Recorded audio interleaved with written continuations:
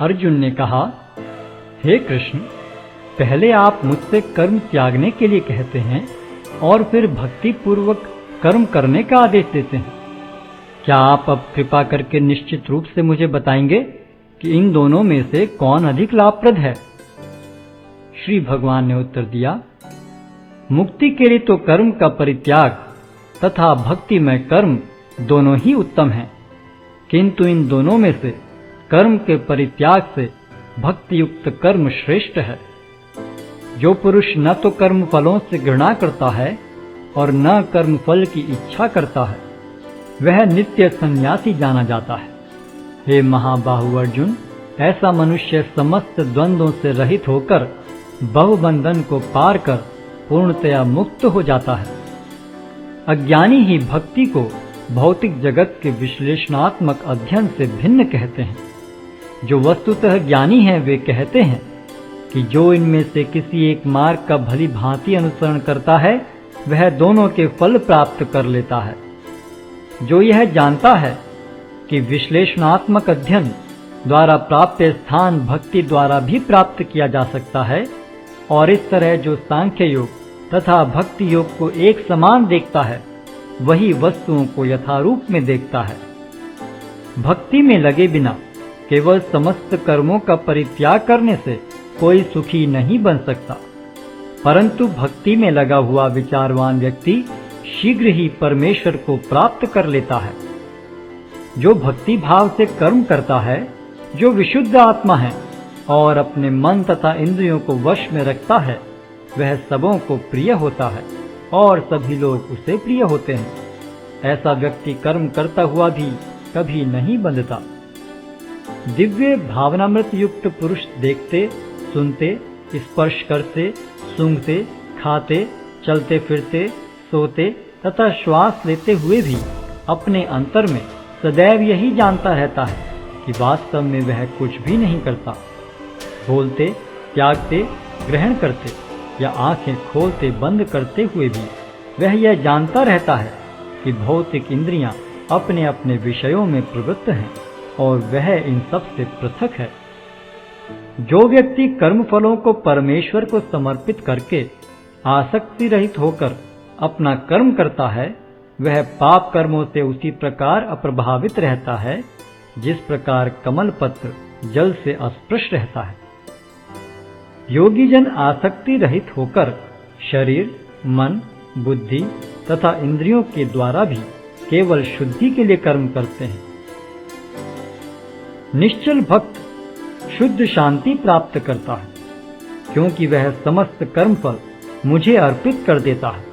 किंतु जो व्यक्ति भगवान से युक्त नहीं है और जो अपने श्रम का फल कामी है, वह बंध जाता है। जब देहधारी जीवात्मा अपनी प्रकृति को वश में कर लेता है और मन से समस्त कर्मों का परित्याग कर देता है, तब वह 9 द्वारों वाले नगर में बिना कुछ किए कराए सुखपूर्वक रहता है। शरीर रूपी नगर का स्वामी देहधारी जीवात्मा न तो कर्म का सृजन करता है, न लोगों को कर्म करने के लिए प्रेरित करता है, न ही कर्म फल की रचना करता है। यह सब तो प्रकृति के गुणों द्वारा ही किया जाता है। परमेश्वर न तो किसी के पापों को ग्रहण करता है न पुण्यों को, किंतु सारे देहधारी जीव उस अज्ञान के कारण मोहग्रस्त रहते हैं जो उनके वास्तविक ज्ञान को आच्छादित किए रहता है। किंतु जब कोई उस ज्ञान से प्रबुद्ध होता है जिससे अविद्या का विनाश होता है, तो उसके ज्ञान से सब कुछ उसी तरह प्रकट हो जाता है जैसे दिन में सूर्य से सारी वस्तुएं प्रकाशित हो जाती हैं। जब मनुष्य की बुद्धि, मन, श्रद्धा तथा शरण सब कुछ भगवान में स्थिर हो जाते हैं, तभी वह पूर्ण ज्ञान द्वारा समस्त कलमश से शुद्ध होता है और मुक्ति के पथ पर अग्रसर होता है। विनम्र साधु पुरुष अपने वास्तविक ज्ञान के कारण एक विद्वान तथा विनीत ब्राह्मण, गाय, हाथी, कुत्ता तथा चांडाल को समान दृष्टि से देखते हैं। जिनके मन एकत्व तथा समता में स्थिर हैं, उन्होंने जन्म तथा मृत्यु के बंधनों को पहले ही जीत लिया है। वे ब्रह्म के समान निर्दोष हैं और सदा ब्रह्म में ही स्थित रहते हैं। जो न तो प्रिय वस्तु को पाकर हर्षित होता है और न अप्रिय को पाकर विचलित होता है, जो स्थिर बुद्धि है, जो मोह रहित है और भगवत विद्या को जानने वाला है, वह पहले से ही ब्रह्म में स्थित रहता है। ऐसा मुक्त पुरुष भौतिक इंद्रिय सुख की ओर आकृष्ट नहीं होता, अपितु सदैव समाधि में रहकर अपने अंतर में आनंद का अनुभव करता है। इस प्रकार स्वरूप सिद्ध व्यक्ति पर ब्रह्म में एकाग्र चित्त होने के कारण असीम सुख भोगता है। बुद्धिमान मनुष्य दुख के कारणों में भाग नहीं लेता, जो कि भौतिक इंद्रियों के संसर्ग से उत्पन्न होते हैं। हे कुंती पुत्र, ऐसे भोगों का आदि तथा अंत होता है, अतः चतुर व्यक्ति उनमें आनंद नहीं लेता। यदि इस शरीर को त्यागने के पूर्व कोई मनुष्य इंद्रियों के वेगों को सहन करने तथा इच्छा एवं क्रोध के वेग को रोकने में समर्थ होता है, तो वह इस संसार में सुखी रह सकता है।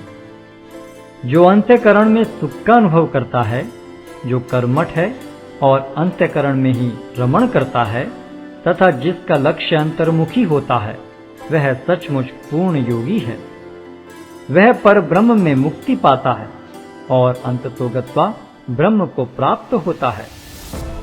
जो लोग संशय से उत्पन्न होने वाले द्वेष से परे हैं, जिनके मन आत्म साक्षात्कार में रत हैं, जो समस्त जीवों के कल्याण कार्य करने में सदैव व्यस्त रहते हैं और जो समस्त पापों से रहित हैं, वे ब्रह्म निर्वाण को प्राप्त होते हैं। जो क्रोध तथा समस्त भौतिक इच्छाओं से रहित हैं, जो स्वरूप सिद्ध आत्म संयमी हैं और संसिद्धि के लिए निरंतर प्रयास करते हैं, उनकी मुक्ति निकट भविष्य में सुनिश्चित है।